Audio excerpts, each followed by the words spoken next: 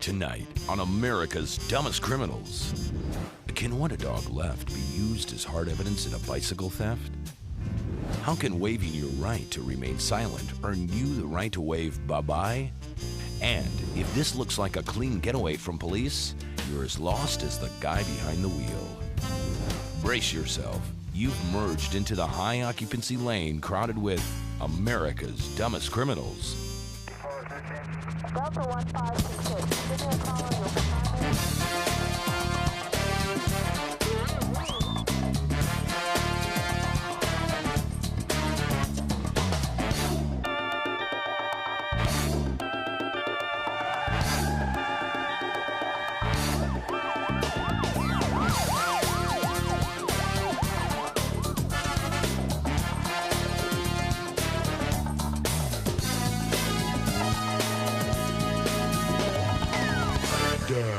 Now, welcome your hosts for ADC, Daniel Butler and Debbie Allen.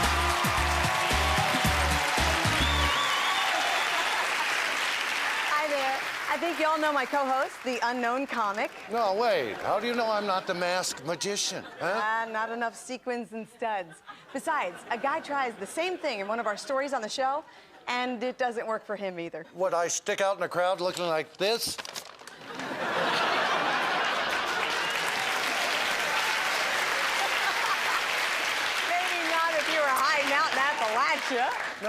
No, I think it's a great look to blend in. Now, let me show you, right? All right. Everybody, smile. Oh, good grief. This looks like a dentist's worst nightmare. Actually, I'm here with the Bulgarian cast of A Chorus Line. You come here often? Yeah, Daniel, get back up here. Okay. It's going to be one of those shows, people. Well, we're hoping to deliver plenty of smiles, but I'm not sure if I can stand that in this crowd. Okay, you just missed a tragic mishap. What happened? I just yanked on what I thought were those ladies' bubba teeth. Emphasis on what I thought were her bubba teeth. I'm really sorry, ma'am. I'm sorry. Are these Moving yours? right along, let's brush up on our first story. It may start a little slow, but it ends with a bang in Jacksonville, Florida. And wouldn't you know it, it was caught on camera. I have occasions to investigate numerous robberies. This robbery was hilarious because individual walked into a Southside convenience store, went to the cooler, picked up a Coke, brought it to the counter, gave the clerk $10. As the clerk opened the cash register, the perpetrator pulls out a fake gun and goes behind the counter and starts yelling, "Give it up." The clerk at that time pulls out a real gun and begins shooting at the perpetrator. Perpetrator begins to flee the store, and as he flees the store, he points his fake gun at the clerk and starts yelling, "Bang, bang!" He was subsequently arrested from his prints off of the Coke, and he gave the clerk $10 and lost his $10.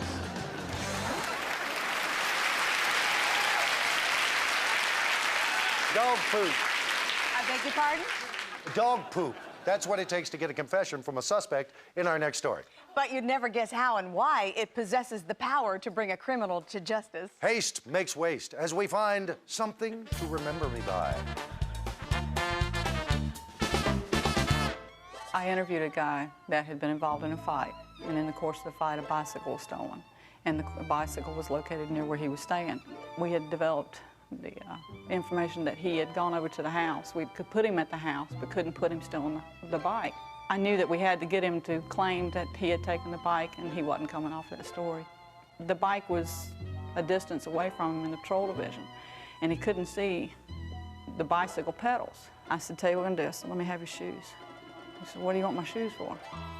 "On the bottom of your left shoe, if that dog feces matches the dog feces is on that left pedal, then we're gonna have to talk a little further." He reluctantly gave me his shoes, and that's when he looked at me and just dropped his head and said, "Okay, it was me." There was no feces on the pedal.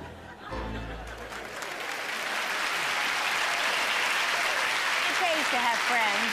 Yes, and it especially pays to have friends who will bail you in an emergency, especially if that emergency involves, say, bailing you out of jail.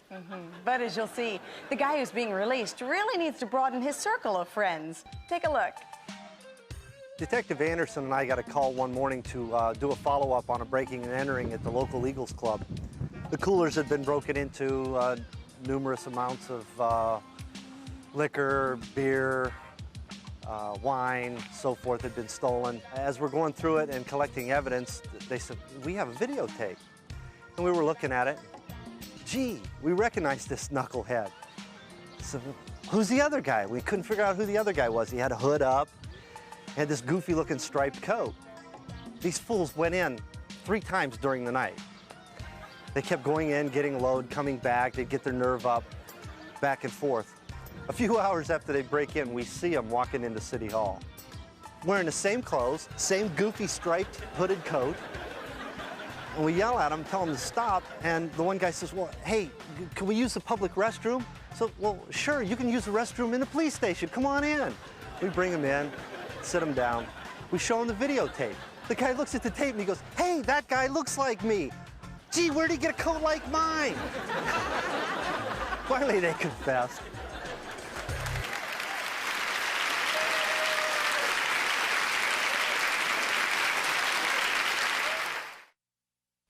According to a Connecticut law, in order for a pickle to be a pickle, it must bounce. Marriage vows generally include staying together for richer or for poorer, in sickness and in health. But I'm not sure if this next wife isn't pushing the limits, or at least her husband's patience, when she offers a scam cut from the heart of America's dumbest excuses. I was on patrol one day.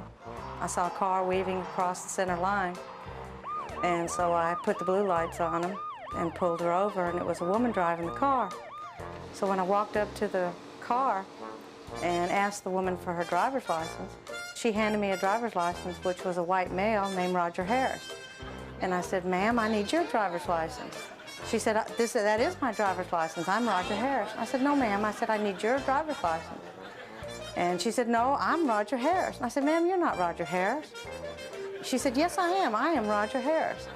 And so I looked at the picture real good, and I looked at her, and I thought, well, maybe she's a cross-dresser. So I looked, and it didn't look a bit like her. I placed her under arrest for DUI and no driver's license. We brought her to docket, and when I looked through her purse, I found her real name. I didn't charge her for the false name.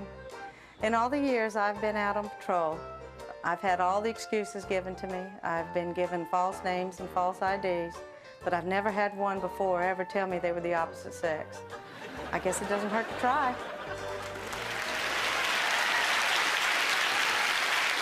In our next story, the fire department extinguishes a blazing automobile, but it's the car owner who's really put out. Understand why as you watch our Blue Light special. I remember an incident in which we received a fire call. When I arrived on the scene, the owner of the car was screaming, hurry up, I've got a lot of valuables in the trunk of the car. And I said, well, the fire company's not here yet. I said, give me the key and we'll open up the trunk and get your valuables out. The subject refused to give me the key and left the scene. Fire company got there, we put the fire out. Since it was a rental car, we towed the car in. We called the rental car agency, got permission to enter the trunk because they were technical owners, so we didn't need a search warrant. When we opened the trunk up, there were 250 pounds of marijuana in 5 different bundles, 50 pounds in each bundle. The firemen were all laughing that we should have left to go a little farther. We'd all been high.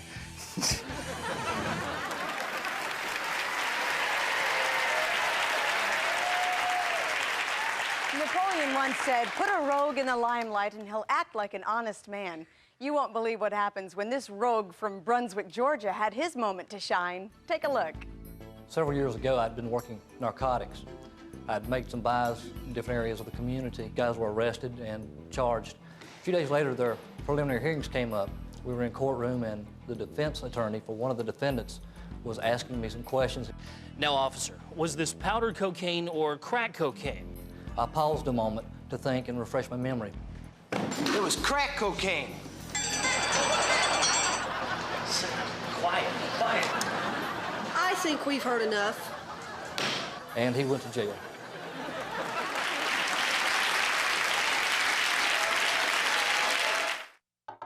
When traveling, the crew of ADC eats at Tony Roma's. Tony Roma's, over 200 locations worldwide. Buenos dias. And here's the man who can mess up the news in 2 languages, Senor Daniel, with ADC headlines. Okay. Our first headline, town rebounds with clown crackdown. Officers in Astoria, Oregon aren't laughing about clowns who think the whole world is a circus and act accordingly. They've been known to disturb the peace by incessantly honking the horn of their little clown mobile, causing other motorists to pull over. Officers warned that further infractions would result in their baggy pants bottoms being tossed in jail. So they began to behave. What do you do when you're lost in a strange town? You ask directions. And if you're a pair of dumb criminals in a stolen vehicle and you're lost in Barnstable, Massachusetts, what do? You stop a police officer and act exceedingly suspicious when you ask for directions. Not only did the perceptive officer recover the car, he mapped out a plan for the duo's immediate future. Dopehead Dumbo leaves Jumbo Gumbo. That's the story from Charlotte, North Carolina, where a drug trafficker was caught transporting 720 pounds of marijuana in a truck along with 43,000 pounds of frozen okra. The seizure was bad news for the smuggler, but there was bad news for the police department as well. The intended recipient no longer wanted the thawing vegetable, so the department had to dispose of it quickly before both time and slime ran out. And that closes the file on ADC Headlines. News ripped from somewhere near the back of your local newspaper. Debbie? A cocky driver being pursued by police in North Miami Beach thought he could tell the law where to get off, but obviously his directions were wrong, thus providing us with this high-speed special delivery. This is a story of which way do I go? One of our officers heard a bolo, which is an announcement over the radio, be on the lookout for a vehicle. This vehicle is just involved in an armed robbery. All of a sudden he sees the vehicle and he starts chasing it. The vehicle makes it to I-95 and starts heading northbound. And it's I-95 down here is about a 5-lane roadway each way. But they're darting in and out of traffic, and Ben is following them very closely. And all of a sudden, as they approach the Golden Glades interchange, there's many different ways to escape and get lost in the interchange. What these guys do is they make a sudden lane change all the way over to the left-hand lane. Unfortunately, that's a high occupancy ramp that just goes up and over the Golden Glades interchange, comes down on the other side. These guys thought it was an off-ramp or another ramp to get away from the officer. And they're waving goodbye to the police officer and laughing and having a great time. Well, once Ben saw them get on that, he knew he had them. So he just drove real quickly to the end, blocked off the traffic, and here comes these guys over the ramp, and they come right down, and there's the police car waiting for them. That was the end of that chase. So unfortunately, which way do I go? They took the wrong way, and they wound up in the right arms of the law.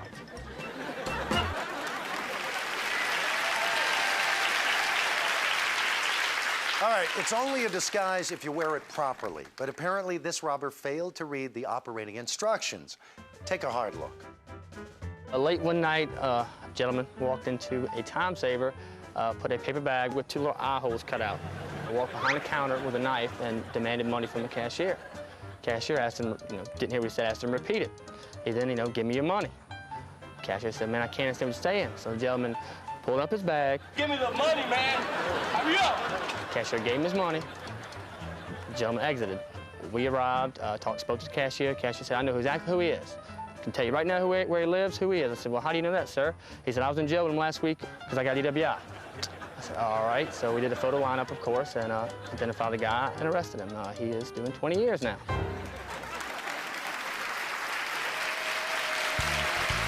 Now, let's look back at one of ADC's greatest hits. When you think of safe cracking, you normally think of some nimble-fingered crook listening intently for tumblers to fall. Well, these guys get the fall part right, but don't do so well with the cracking. At least not until they push this convenience store safe over a wall. To get their haul of cash, they're forced to haul off the safe, which is recovered when the men are captured. But there were telltale signs of trouble early on. Okay, right here. Keep an eye on that guy's pants. Oops. I mean, if a man can't keep his pants up, how's he ever gonna make it in this world?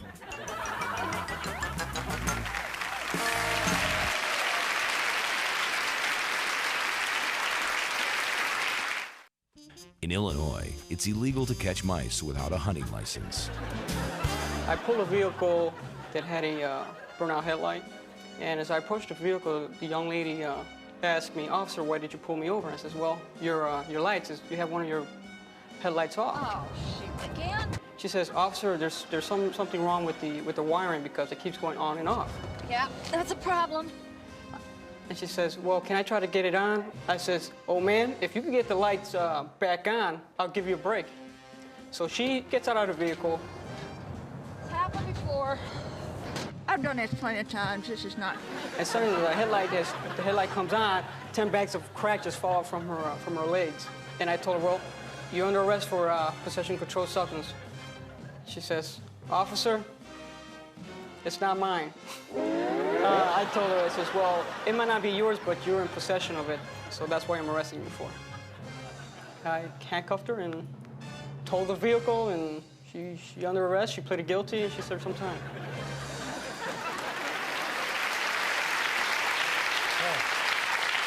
Our final story comes from Roswell, New Mexico. And judging from its weird nature, I'd say it comes from Area 52. Oh, you mean Area 51? No, Area 51 is just a decoy for tourists, okay? The real action is over at 52, okay? See what I mean?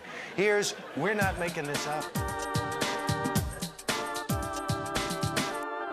I was at the U.S. Border Patrol checkpoint between Alamogordo, New Mexico, and El Paso. The guy came into the Border Patrol checkpoint by himself. Border Patrol looked him over, let him go. I got in behind him. He slowed down to, 25, 30 miles an hour. Something wasn't quite right, so I found a lit area, and I pulled him over and walked up to him and asked him how come he was running so slow, and he said his truck had been overheating, so I'd asked him to turn the vehicle off and step outside, and as we were talking, I kept hearing on the vehicle just this knock, and I asked him, I said, what's wrong with your car? Or where's that coming from? And he said, "Well, I think I'm fixing to blow a rod in my engine." And I said, "Well, that's funny, your truck's off." So I walked over and I just kept hearing this knock, and it was coming from underneath the hood of the vehicle, so we opened the hood, and lo and behold, a illegal alien was underneath the hood of this old pickup. The guy had ridden from the checkpoint to where I'd pulled him over underneath the hood of this 6-cylinder pickup, holding on to the valve cover and having his feet up on the motor mounts. Very hot, very mad. Come to find out after the Border Patrol talked to the gentleman that he had, about a half mile before the checkpoint, had crawled under the hood to come around, to come through the checkpoint. When they got on the other side, he was to stop, get out, and go on about their merry way, but I screwed that up for him when I laid in behind him and followed him all the way into Alamogordo, about 35 miles. Before we go, witness Debbie's maiden voyage with Bubba Teeth and the end of her relationship with all of her former sorority sisters. Are you ready? You ready? Uh-huh. Ladies and gentlemen, please welcome the lovely Gingivitis. With these teeth in, I feel like I should date my cousin. Hey, baby, with those teeth in, it looks like your parents were your cousins. We need to say our goodbyes. We're cousins. Yeah. If and y'all got one of them computer gizmos, hop on out there internet and y'all come to our website. It's down at www.duncrown.com. We actually should be serious. Yeah. If I could get it out. There you go. We should be serious for the part where we thank you for watching at home and say a special thanks to those who work in law enforcement. Yep. You're out there every day watching our backs, keeping order in a world that's a lot scarier than we'd like it to be. I'm glad they're watching our backs and not our teeth. Yeah. As always, we hope that we've all learned from others' mistakes. But if you haven't, we just might see you next week on America's Dumbest Criminals.